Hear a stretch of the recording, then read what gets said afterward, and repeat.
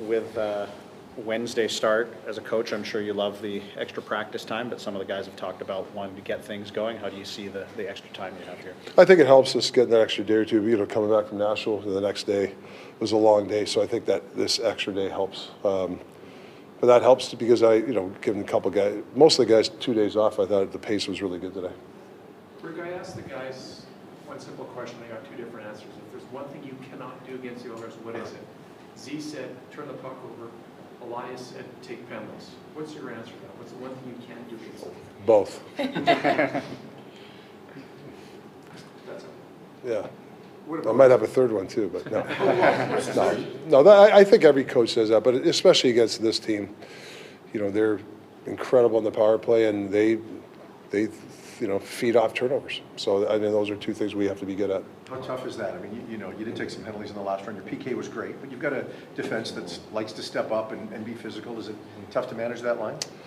Yeah, no, I want us to be aggressive. I think, for the most part, I think we play a disciplined game. I mean, we had some troubles this year at certain moments. We had some stick penalties and things like that.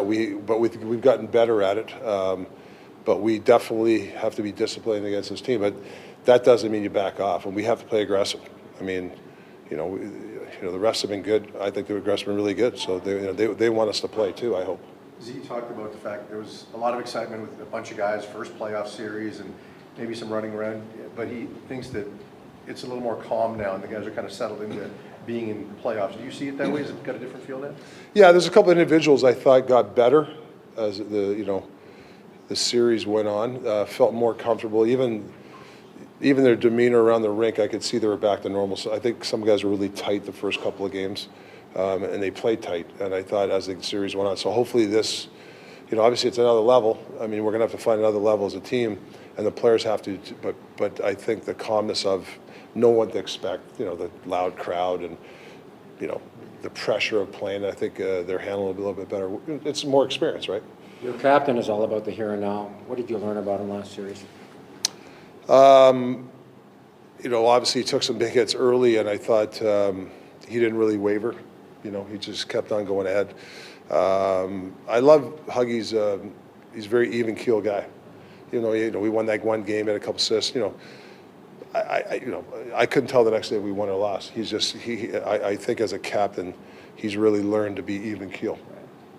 You talked about numerous times in the last series about guys moving their feet, getting their feet going, and I think that applied to Petey. How much do you think this series, when you're playing a team like the Oilers, even though you're going to want to stay in your structure, can maybe bring him back to what we saw before when he's at his best?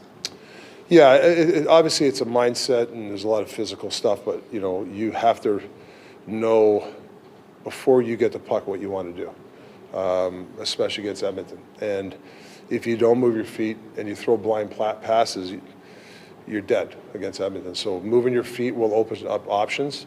It'll make the other team defend. It might make the other team take a penalty. So, you got to move your feet, and you got to know what you want to do with the puck before you get it. When it comes to slowing McDavid down off the rush, how much of it starts with your forecheck and maybe disrupting their breakout so you can't get a chance to wind up in the first place? Yeah, I mean, let's face it, the best defense is having the puck. So we'd like to hold on pucks. That's why you can't. That's why you got to move your feet. That's why you got to win battles. You got to keep the puck. You can't throw pucks away. You can't stand still.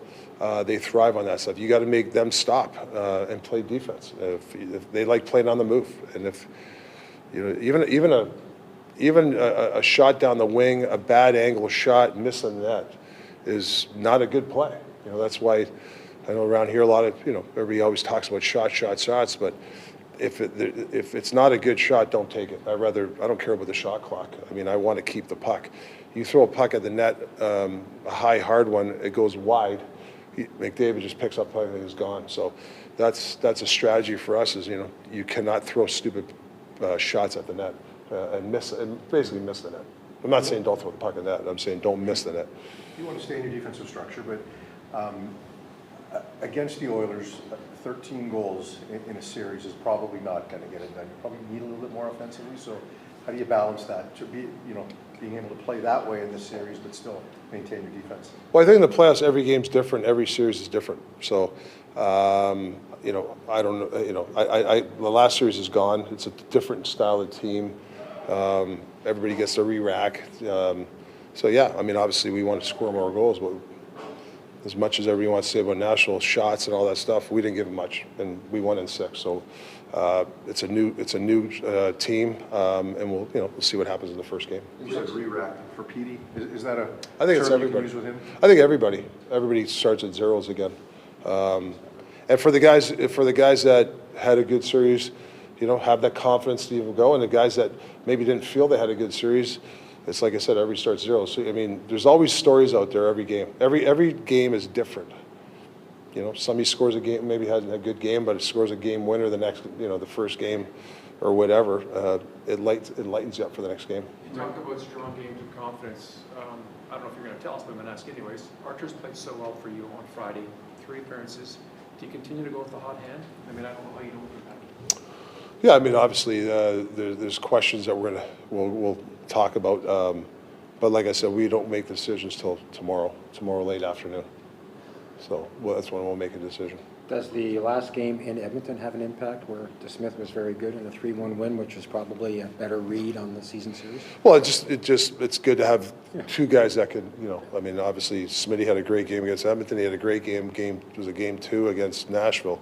So we got capable goalies here. Rick, with a player like McDavid, do you just trust in your kind of same defensive structure? Do you have to make special concessions? And if so, how do you balance making those special concessions while still keeping what you've been successful with? Yeah, I think coaching against them last 5-6 years, knowing some tendencies helps, but we can't change our whole defense system for McDavid. But there are things that we could do to combat him. But listen, he's going to get his looks. Hopefully, we can contain some of his looks, but. There's nobody better in the league through the neutral zone. I mean, if you backward skate or you take a bad angle, you're dead. So I think we have to be real disciplined on our angles and the way we handle him. With all the focus on him and their power play, Yeah. like how much better do they defend now, though, under Knobloch over the second half or 2/3 of the season? Like, do you see a difference? Well, I just see a team that's, I mean, they've obviously gelled their last 50, 60 games. They play as 5-man units. Obviously, they defend really well, but they have the puck a lot, so that's a reason why they defend really well. And I think they have a balanced team. I think their 4th line, 3rd line are capable lines. They're good. They have a lot of good depth, and I think Knobloch's done an unreal job. I don't think he overplays McDavid during the regular season. I mean, there are some games he plays 20, 21 minutes, and I think that helped that team. I think he did a hell of a job. As much as you talked about shots and Yeah. Nashville, do you feel like you got back to your game quality-wise the last 2, like got some traction, like double-digit high danger by some of the proprietary numbers? Do you feel like you sort of got back to that? I felt we did because I thought some guys were moving their feet a little bit better. I really do. For whatever reason, was it nerves? Was it, not trusting things and playing it safe? I don't know. But I thought that game, we had a little bit more motion. There was a little bit more aggressiveness with the puck.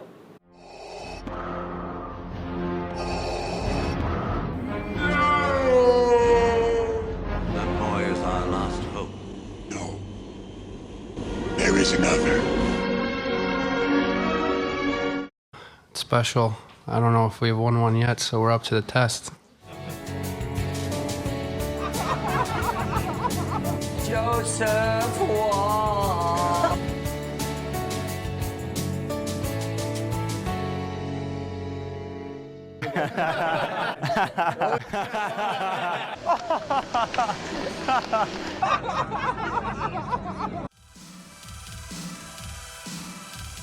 Generational talent. Thanks for liking the video and subscribing.